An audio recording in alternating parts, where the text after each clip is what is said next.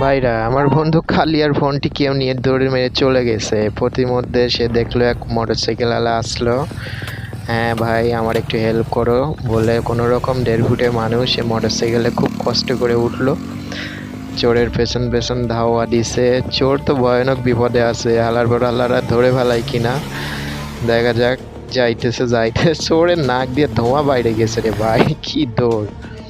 বেচারি টেনশনে আছে, আমি যেখানে আছি ওরা তো ধরে ফেলাবে। কি সত্যি সত্যি ধরেই ফেলালো! আরে বাবা, কালিয়া লেবে একটা! হ্যাঁ, অ্যাকশনের লেবে কি তাকানোর স্টাইল রে ভাই!